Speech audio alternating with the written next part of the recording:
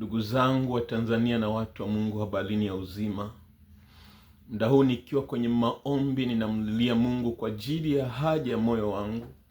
Nikasikia ndani yangu naambiwa ya kwamba niatumie haya machozi kuongea na Watanzania na watu wa Mungu, ili kuwatia moyo juu ya kumtazama Mungu katika kila jambo, Mungu asiyechelewa kujibu. Nikiwa ninaomba na ninalia mbele za Bwana, nikakumbushwa mwaka 2021 nikiwa umisionalini Dutumi, iko Morogoro vijijini. Wakati huo nilikuwa nimeenda kanisani saa 10 alfajiri kuomba kwa ajili ya Mungu anipatie vyombo kwa ajili ya kanisa dogo tuliokuwa nalo kule Dutumi, ambao nilikuwa nimelianzisha tarehe 1 mwezi wa 10 2020. Basi kwa nini wakati naomba nililia machozi mbele za Bwana, na ndipo ukanijia huo wimbo ambao mpaka leo huwa unanigusa sana nikiwa kwenye shida? Ni kwamba baada ya kanisa kuendelea kukua, baada ya Mungu kuanza kuwa ananitumia kuomba na watu na wanapona, nilitamani sasa tupate vyombo angalau hata vidogo. Maana kulikuwa na kwaya kubwa tayari, lakini tulikuwa tunatumia redio tule tudogo twa kutumia memory, tule tudogo kabisa, yani ile size ndogo. Basi kwa hiyo ikabidi, kuna mtumishi mmoja ambaye kanisa lake liko Morogoro mjini, lakini ni kanisa liko chini ya mchungaji mwingine kiongozi, akaniambia kwamba kuna vyombo tulikuwa navyo vidogo, lakini sasa hivi tumeshapata vikubwa, kwa hiyo hatuvitumii, unaweza ukachukua tu kabisa bure, maana hii ni kazi ya Mungu. Kwa hiyo akaniambia, wewe andika tu barua. Kwanza ilikuwa tu kwamba niwasiliane na viongozi wa kanisani kwake, maana alikuwa ni mtumishi mahali hapo. Nilipowasiliana, kwa kuwa mambo ya kanisa inatakiwa utoe taarifa kule kanisa mama linalokulea, mchungaji akakataa, akasema mpaka barua iandikwe. Basi nikaona ni vizuri, maana inatakiwa ifuate protocol, kwa nikaandika barua. Na ilikuwa kwamba alikuwa amesema tumwandikie tu barua, tupeleke, tuiwasilishe, alafu nichukue vyombo. Basi nikawa nimeenda na barua, na imesainiwa na viongozi wa kanisa niliyokuwa natumika nao, lakini mchungaji akanikatalia kunipa vyombo, na akasema hata kama umeandika barua bado. Akasema pia hilo kanisa ambalo limekupa vyombo liko chini yangu, kwa hiyo siwezi nikakupa vyombo, labda uvinunue. Nikaulizia bei waliokuwa wamenunua ni 500,000, akataka tununue kwa bei hiyo. Nakumbuka ni kama ilikuwa 500,000, ila tuinunua kwa 500,000.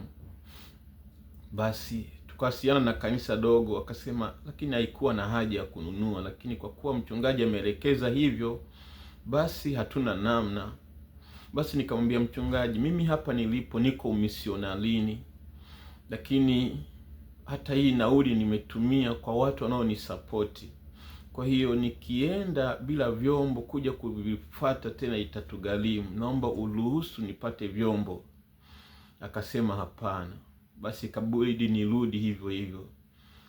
Basi ikabidi nikiwa huko, kwa kuwa sikuwa na nauli, nikawa nafuatilia angalau basi wavitume vyombo, afu tutakuwa tunalipa polepole, lakini ilikuwa ngumu. Kwa hiyo mchungaji wa kanisa kubwa ambalo wana maprofesa, wana watu ni matajiri,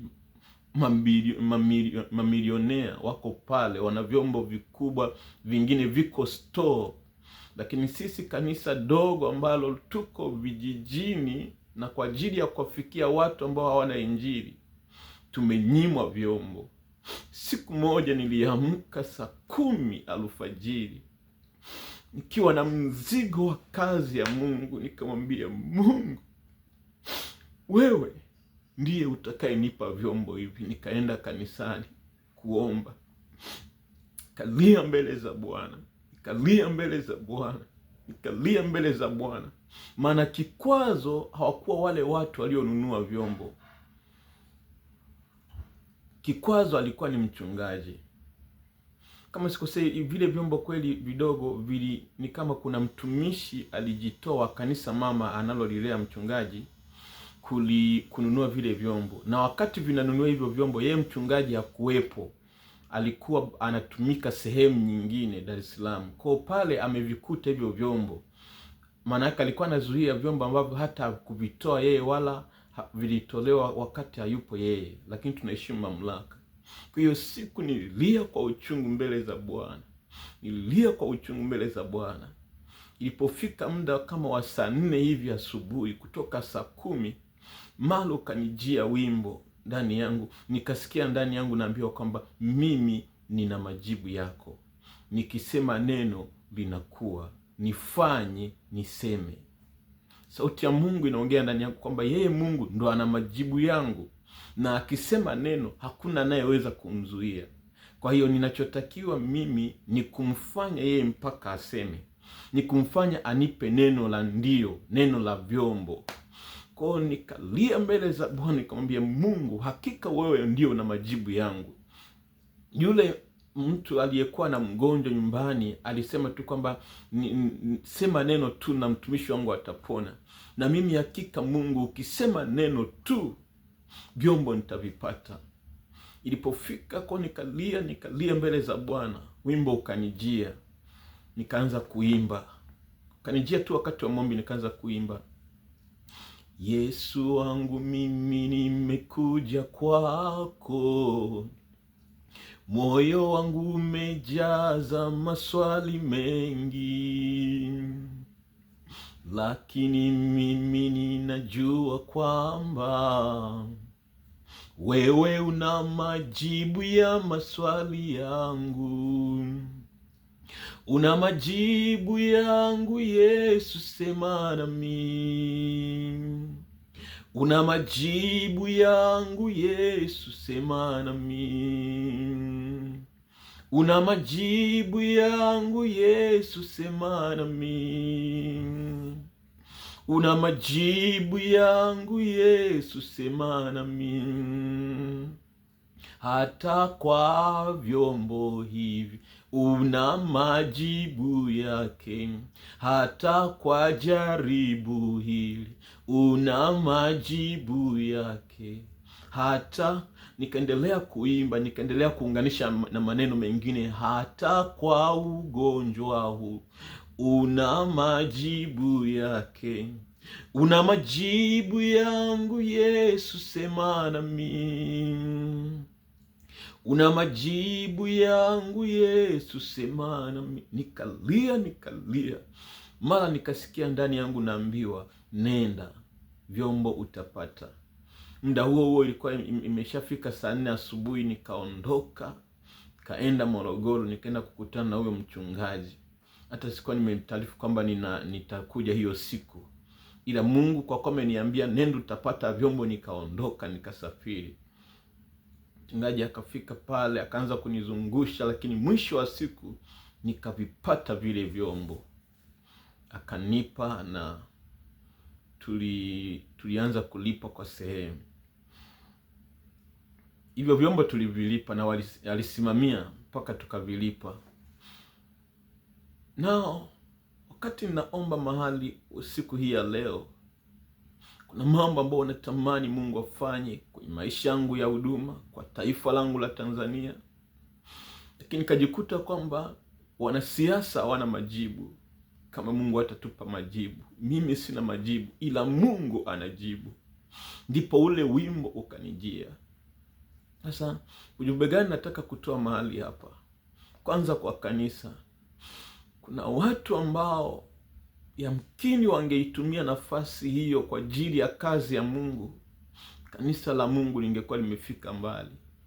Tafakari, una vyombo store tena vikubwa, lakini hata vile vidogo vya kuchajia unazuia kwa ajili ya kazi ya Mungu. Wewe kweli ni mtumishi wa Mungu au ni wakala wa shetani? Hilo ni pandikizo umepandwa kwenye ufalme wa Mungu.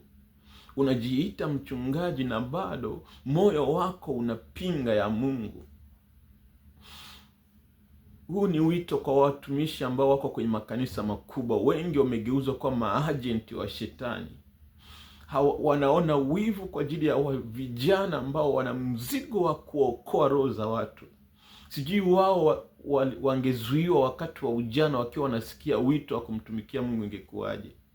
Na hata kama walizuiwa, kwa nini wewe ulipize kisasi? Kwa nini uwe mwiba kwa watu ambao Mungu anawaita? Maana hakuna anayejiita kwenye kazi ya Mungu, ni Mungu anawaita na malengo nao. Mimi leo niko Marekani, nani alijua nitaenda Marekani? Nani alijua nitakuwa na support kazi ya Mungu? Kwa hiyo tunawazuia watu ambao Mungu ana recruit watu, anasajili watumishi wapya kila itwapo leo. Sasa umri umeenda, unahisi kama Mungu hasajili wengine, kama Mungu hatakuwa analeta vijana wengine kwenye kazi yake, wewe ukifa, hiyo kazi uliyokuwa unaifanya itabaki, si itakuwa ni bure, itapotea.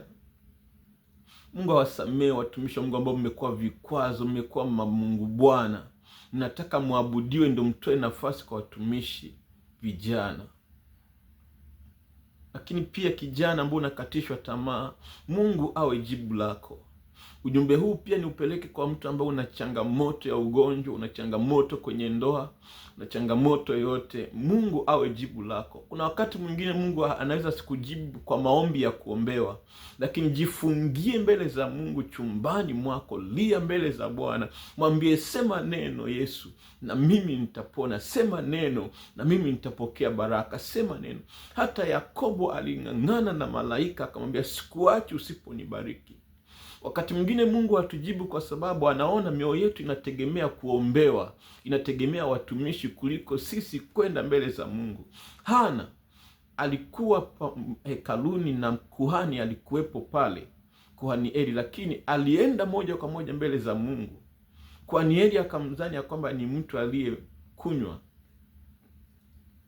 Kwa hiyo una shida yote, umewashirikisha watumishi, Mungu hajajibu, nenda mbele za Bwana, lia kama wewe, mwambie Bwana, wewe una majibu yangu. Nirudi kwa taifa. Kuna mambo ambayo tunatamani kuiona kama taifa, lakini kuna viongozi ni kama huyu mchungaji, wanatumiwa ili kuzuia majibu ya watu wanaolia na kuomba, kuzuia roho za watu zisipone. Kuna watu wameumizwa kwa mauaji ya tarehe 29 mwezi wa 10 2025. Wanahitaji faraja, wanahitaji majibu ya maswali walio nao kwa ndugu zao, kwa hatima zao. Lakini kuna watu ambao ni kama mfano huyu mchungaji, wamezuia majibu, wamejiita mabwana. Tukienda mbele za Mungu kama taifa kwa machozi, unamwambia Mungu, wewe una majibu yangu, na majibu yangu. Mungu anaweza akaleta majibu hata kwa njia nyingine. Leo mnaona kule Ilani, watu wa Ilani waliandamana wakauawa, lakini msaada umekuja kwa njia nyingine. Inawezekana kule Ilani nasikia kuna kanisa liko underground ardhini. Inawezekana ni majibu ya maombi wa watu wanaolia na kuomba kule. Sisi wa Tanzania tunabaki tu kusema Trump njoo na huku Tanzania. Hatujui yamkini wale watu Mungu amemsukuma Trump aende kuondoa kwenye huo utawala unaowakandamiza kwa sababu wamelia mbele za Bwana. Sina maana kwamba naongea kwa habari ya Uislamu, lakini naweka dini pembeni, maana Uislamu hauagizi kuua. Sijui sana, mimi sio Muislamu kama inaagiza kuua, lakini kumuua mtu ambaye anadai haki yake, uhuru wake, ni kosa, kwa sababu hata kuabudu bado ni uhuru wa mtu. Kwa unapomuua mtu kwa sababu ya anachokitaka wewe utake, aidha ni kwa sababu ya imani uliyo nayo, sio haki. Kwa Mungu anapoona watu wanalia, wanamlilia, analeta majibu. Kwa Tanzania pia tukimlilia Mungu kwa ajili ya yanayoendelea, maumivu, watu ni maskini, hawana uhakika wa kuishi, Mungu anasikia kwa njia nyingine. Inaweza sio Marekani. Mungu anaweza akaleta hata janga. Mungu ana njia elfu na maelfu na maelfu ya kujibu. Kwa ninawaita pia watumishi wakubwa mlio na makanisa makubwa, Mungu atawapiga, Mungu atawapiga, maana mnatumia makanisa kama blandi kwa ajili ya maslahi yenu, sio kwa ajili ya kuliponya taifa. Ole wenu, ole wenu, ole wenu. Mtakufa tu siku moja. Na hizo nafasi ambazo Mungu alikuwa amewapa ili mzitumie vizuri kuwaleta Watanzania pamoja, kuokoa roho za watu, mtadaiwa siku ya mwisho. Tumieni vizuri umaarufu wenu, tumieni vizuri makanisa, tumieni vizuri hao watu mlio nao. Pia waambieni ukweli. Kuna watu wanaishi maisha ya dhambi, lakini hamuwaambii kwa sababu wanawapa pesa. Pesa ni nini? Anaishikilia pumzi yako ni nani? Mungu akiondoa pumzi yako leo, ndani ya siku 3 umeshaoza, unanuka. Fanya kazi ya Mungu, mtangulize Mungu. Mungu awe ndiye hofu yako. Nawaalika tena watumishi wa Mungu, mpo kimya kwa sababu mnaona serikali haiwezi kuitisha maombi ya kitaifa. Kwani mnamtumikia Mungu au serikali? Mnapokea maelekezo kutoka kwa Mungu au kwa serikali? Mwogopeni Mungu, mwogopeni Mungu. Oneni wajibu wenu ni nini. Mungu atuhurumie. Pamoja na haya yote, naomba tukumbuke kwamba Mungu ndo ana majibu yetu. Nimalizie kwa kusoma maandiko haya. Zaburi ya 45 mstari kuanzia wa 2. Zaburi ya 42 kuanzia mstari wa 3 inasema, machozi yangu yamekuwa chakula changu mchana na usiku, pindi wanaponiambia mchana kutwa, yuko wapi Mungu wako? Na akumbuka hayo nikiweka wazi nafsi yangu ndani yangu, jinsi nilivyokuwa nikienda na mkutano na kuwaongoza nyumbani kwa Mungu kwa sauti ya furaha na kusifu mkutano na sikukuu. Mstari wa 5, nafsi yangu kwa nini kuinama na kufadhaika ndani yangu? Umtumaini Mungu, kwa maana nitakuja kumsifu aliye afya uso wangu na Mungu wangu. Nafsi yangu imeinama ndani yangu, kwa hiyo nitakukumbuka. Toka nchi ya Yordani na Mahamoni, na toka kilima cha Mizari. Naomba nisome na Zaburi 27 mstari wa 14 inasema, umngoje Bwana uwe hodari, upige moyo konde, naam umngoje Bwana. Tumaini la kuu la mwanadamu ni Mungu, lakini Mungu anataka mioyo yetu ifunguke, twende mbele zake. Mungu ana majibu yetu, lakini hayo majibu hatutayapata ikiwa tunalia kwa wengine na sio kwa Mungu. Tulieni kwa Mungu na majibu yetu yatatoka kwa Mungu. Amen.